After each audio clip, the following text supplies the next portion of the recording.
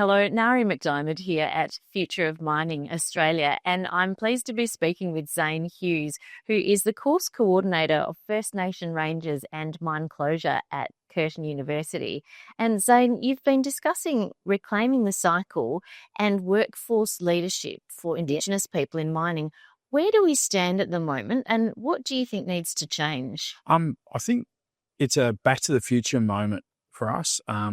I continually talk about Ernest Henry, who in the 1800s had a mine out in the northwest of Queensland where his workforce was 50% Indigenous and 50% mainstream, and there was equal pay, equal rights. So we're hopefully heading in the right direction. We're starting to see Indigenous employment representative of the population. Today, there's about 395,000 jobs, direct jobs in the mining sector, and about 17,000 of them are First Nation people. If we look at employment in the mining sector for First Nation people, it is less than 20% of First Nation people are first in family. So that's first person in their family to be employed by a mining company.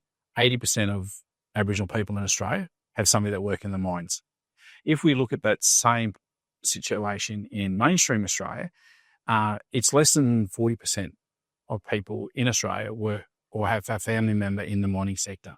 And that's not direct employment, but that's continuous employment of subcontractors and that. So where are we at with First Nation leadership? I think we're in a good, safe place. The sector is leading Australia in employment, in contracts spend. Rio Tinto, for example, last year spent something like $1 billion with First Nation businesses. FMG is up there. Roy Hill, BHP are all spending lots of money.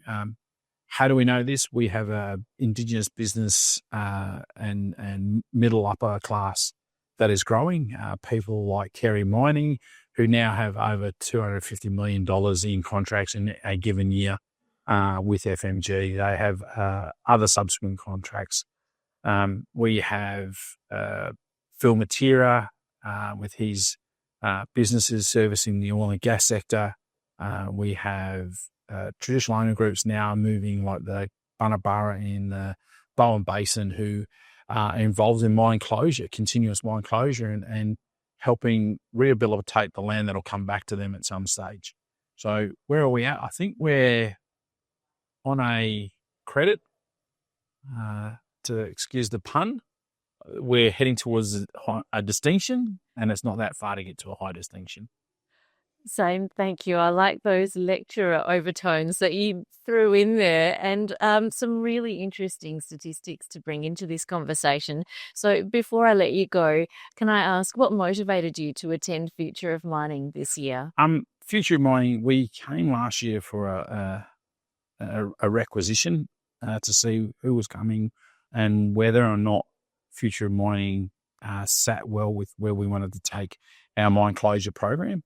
And it's one of our big commitments for Curtin and the School of Molecular Life Science within the Faculty of Science and Engineering and my program, because we see it as a crossroads between contractors, providers, suppliers, and mining companies. And we felt that the concept of Future of Mining is where we wanted to be. We want to look at how we can be part of the answer for Future of Mining.